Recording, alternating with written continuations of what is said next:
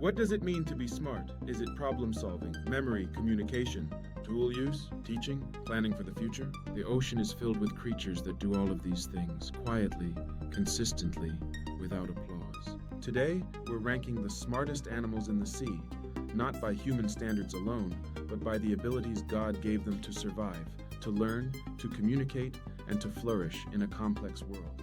As we move through this list, remember this truth. Intelligence is not an accident. It reflects the wisdom of the Creator, who made minds, nervous systems, and instincts to fit each creature's calling. Stay with me until the end, because the final animal shows a level of intelligence so deep that it forces us to rethink what we mean by mind itself.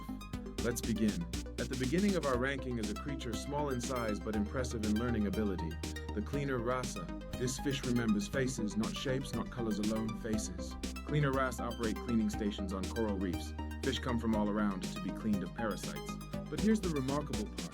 The wrasse remembers which fish are patient and which are aggressive. It remembers who has visited before. It adjusts its behavior accordingly. If a client fish is likely to chase, the wrasse works faster. If a client fish is calm, the wrasse takes its time. This requires memory, recognition, decision-making.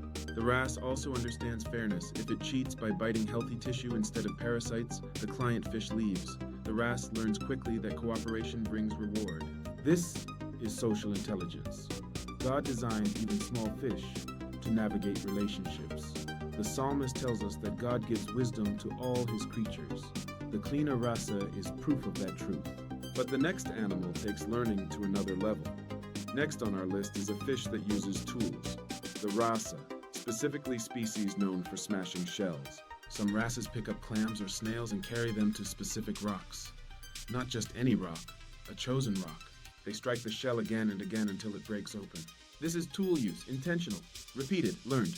Young wrasses often watch adults and imitate their behavior. This is learning by observation. Tool use was once thought to belong only to humans and a few land animals. God placed it underwater too. This reminds us that intelligence is not uniform. It appears in different forms according to God's design. But now we move to animals with far larger brains.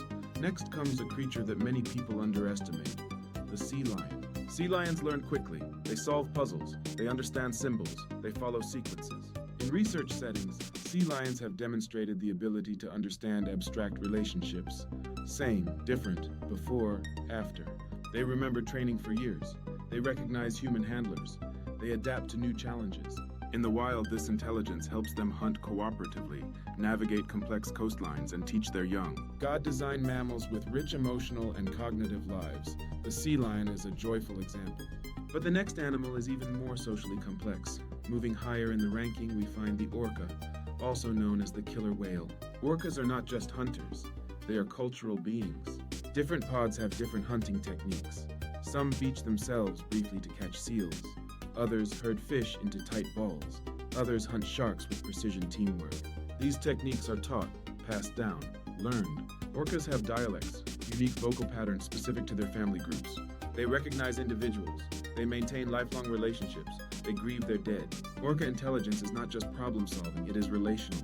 This reflects a God who values community, who designed minds not just to think, but to belong. But even orcas do not top the list. Next, we meet a creature that surprises nearly everyone, the mantis shrimp. Its intelligence is not social, it is sensory. The mantis shrimp has one of the most complex visual systems on Earth. It sees colors we cannot imagine, ultraviolet, polarized light. Its brain processes this information with astonishing speed. It recognizes territory. It remembers rivals. It plans ambushes. Though small, its neural wiring is extraordinarily efficient. God designed intelligence not only for reasoning, but for perception. The mantis shrimp shows us that seeing well is a form of knowing well. But now we move into the realm of true giants. Next in the ranking is the sperm whale. Sperm whales have the largest brains of any animal on Earth, but size alone does not define intelligence. These whales communicate using structured click patterns called codas. Different clans have different codas. They recognize one another by sound alone. They coordinate deep dives. They teach young whales how to hunt squid in total darkness. They remember migration routes across entire oceans. This level of memory and communication reflects profound cognitive ability. The ocean is vast, and God gave these whales minds capable of navigating it. but still another animal surpasses them. Now we enter the top tier of ocean intelligence, the dolphin. Dolphins understand symbols. They follow complex instructions. They recognize themselves in mirrors. They use names, signature whistles unique to each individual. They teach their young how to hunt, how to use tools like sponges placed on their snouts to protect them while foraging. They cooperate, they plan, they play. Play itself is a sign of advanced intelligence. Dolphins also show empathy. They assist injured pod members. They protect calves that are not their own. This intelligence is deeply relational. Wayne Grudem notes that God created humans as relational beings because he himself is relational. Dolphins reflect that truth in a creaturely way. But there is still one animal left. At the very top of the ranking stands a creature whose intelligence is unlike anything else in the ocean, the octopus.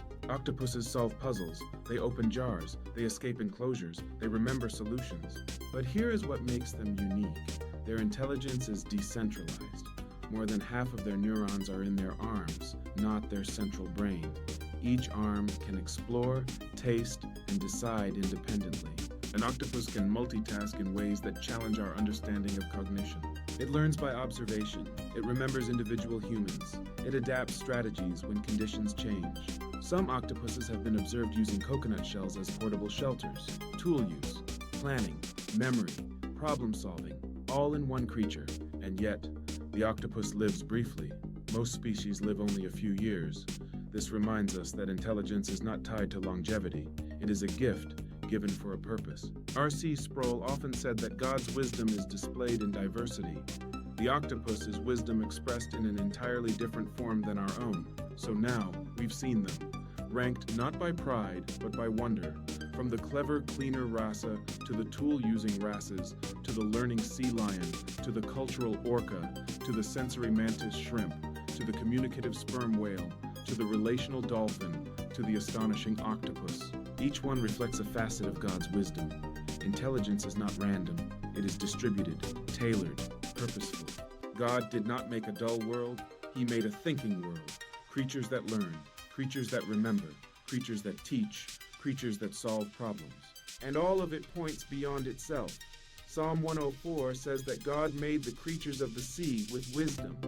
When we study their minds, we are not diminishing God.